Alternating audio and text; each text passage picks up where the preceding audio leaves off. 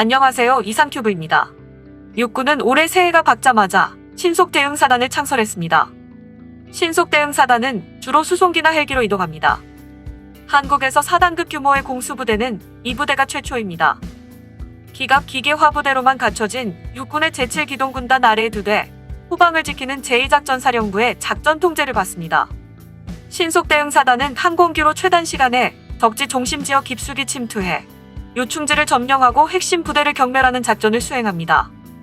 하지만 핵심적인 역할을 하는 육군 헬기인 CH-47D 시누크와 UH-60B 블랙호크는 노후화돼 작전 수행에 장애가 될 가능성이 있습니다. 국산 수리온 헬기 역시 장거리 비행과 정밀항법 및 생존 장비 등에서 성능에 한계가 있다는 평이 나오고 있습니다.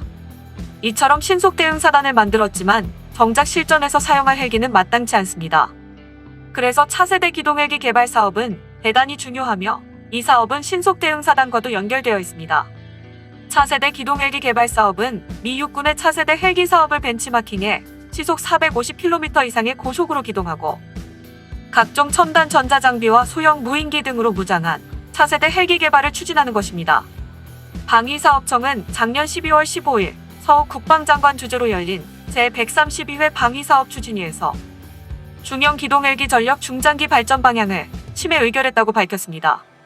방사청은 이 중형 기동헬기 중장기 발전 방안이 군사적 운용을 중심으로 국내 헬기 산업 발전 측면 등을 종합적으로 검토하여 수립했다며 UH-60 헬기는 수명주기 도래 시 추후 차세대 기동헬기로 전환하고 UH-60 특수작전기는 별도 성능 개량하며 국산 수리온은 양산 완료 후 성능 개량을 추진키로 했다고 밝혔습니다.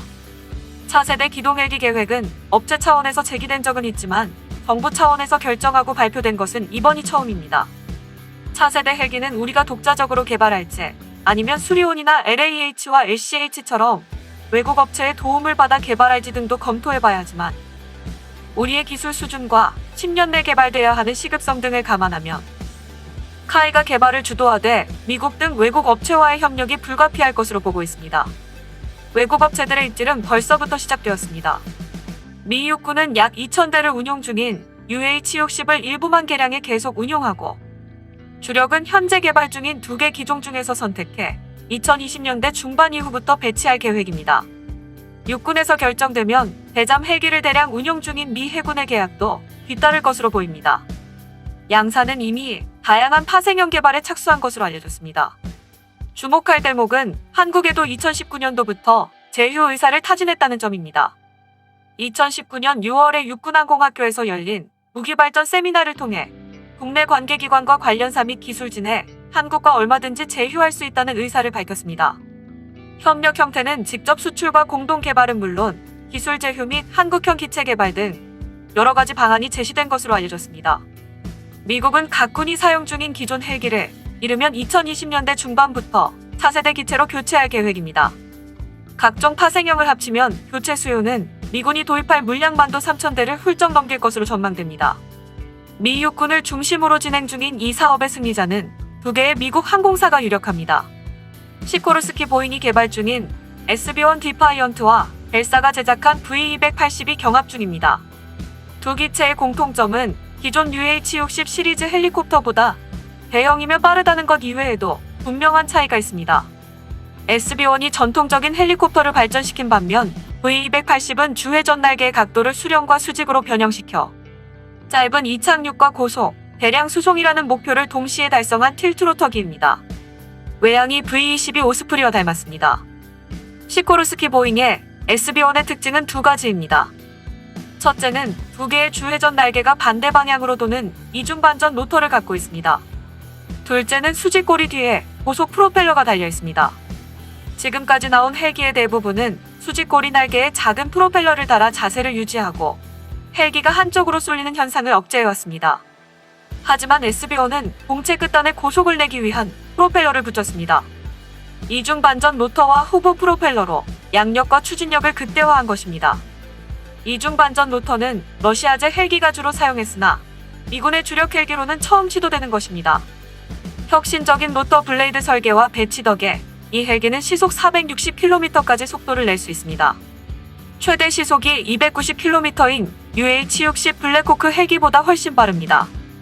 시코르스키 보잉의 자료에 따르면 전투원이나 화물 및 무장을 탑재할 수 있는 공간이 블랙호크보다 60% 넓고 공중기동에서도 50% 이상 뛰어난 성능을 발휘한다고 합니다. 조종사와 항법사 2명 외에 완전 무장한 병력을 12명 태울 수 있습니다.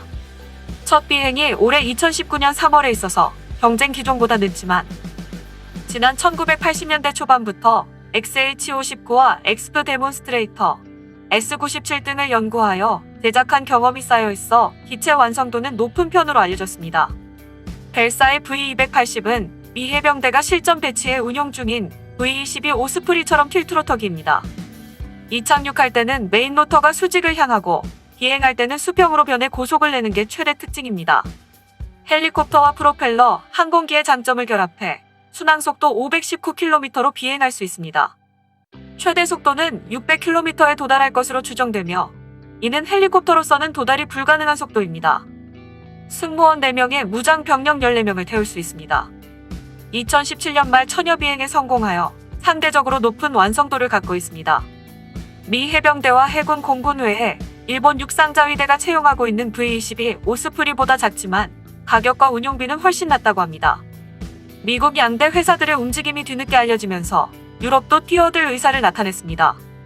우리나라의 해상작전 헬기를 수출하는 이탈리아 영국 합작법인인 레오나르도사는 틸트로터기인 AW609 모델을 내세워 한국 시장에 접근할 예정입니다.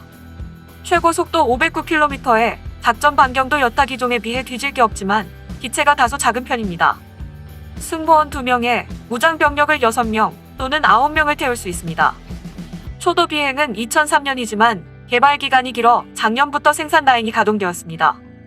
당초 벨사와 기술 제휴로 개발한 모델로 출발해 지분 관계가 변경되며 AW09로 바뀐 모델이어서 기술적 차별점은 크지 않은 것으로 알려졌습니다.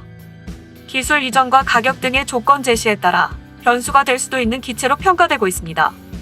특히 유럽의 방위 산업은 미국만큼 큰 시장을 가지고 있지 않기 때문에 개발한 기술과 노하우를 소중하게 담아두지 않고 할 것은 모두 팔아치우고 그 자금을 바탕으로 다음 개발 프로젝트를 진행하고 있습니다. 이런 유럽 방산업체들의 성향은 기술 이전을 극도로 꺼리는 미국 방산업체들에 비해 우리나라에게 유리하였으며 때문에 우리나라는 헬기 개발을 유럽 업체와 손잡고 개발을 진행했던 것입니다.